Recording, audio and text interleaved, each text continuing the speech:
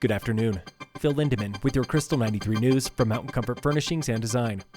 They were playing the Larkspur Lottery guessing game in county chambers today. We opened up the application process midnight Friday last week. You want to guess how many applications we have? 330. Higher. Really? 560. Yesterday it was 330. 1,000. Really?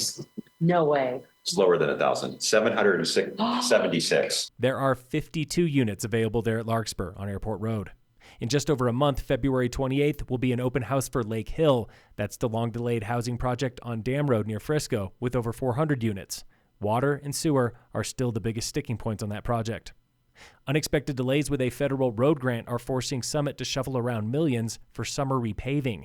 Robert Jacobs with County Road and Bridge. We applied for the grant in August and should have known by, at that time, they were saying October or November. Now it's maybe April, May. We don't know when. The county had set aside $4.4 million to repave Swan Mountain. That work will not happen until 2025. Jacobs is happy, though, that the county is putting more money into pavement this year. It is the appropriate level, in my opinion. It's what I would recommend trying to strive for every year, just to maintain the roads. New Commissioner Eric Mamula agrees. You got to keep up with the roads, man. That's one of the reasons that government exists. More than $6 million will go to paving other roads, like Straight Creek and Dillon. Town of Breckenridge made more money than expected last year, but not more than the record highs of 2022. Town of Frisco was the opposite. The town did better than in 2022, but did not make enough to cover its budget. Breck and Frisco are still waiting on December tax receipts. Those are historically the biggest for both towns. Frisco police were busy in December, writing 172 traffic tickets and warnings. The previous year, they wrote 3. Cops also went on 36 bar checks in December. That's 12 times more than the previous year. Frisco PD recently welcomed 4 new recruits. The town helped all 4 through the police academy. They are training now on the job. Today, we are in the classroom with construction teacher Oakley Van Oss at Summit High. They're building a castle. But this ain't no dainty castle. It's for the winter theater production of Beauty and the Beast. We got the plans.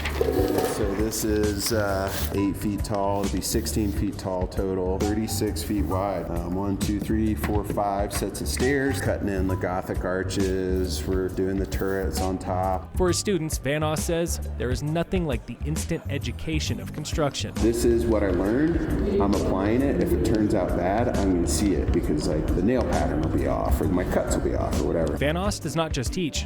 He brings the shop home. Recently, I've been working on my house. I built my own house and just am kind of semi-wrapping up a garage, big garage build.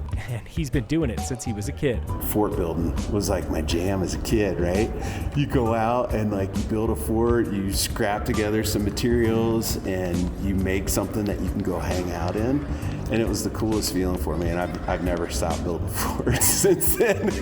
Thanks again for going in the classroom. Proudly presented by Heavenly Times Hot Tubs and Billiards and the Summit Foundation Bright Futures Fund. In sports, the Nuggets are playing the Pacers tonight at 5. And in local sports, Summit High girls basketball is playing Glenwood at home tonight. Boys basketball is on the road for Glenwood away. Coming to Leadville this weekend, it's Fat Bike Worlds. Hundreds of fat bikers racing enduro and cross country at Colorado Mountain College in Leadville. And registration, it's open.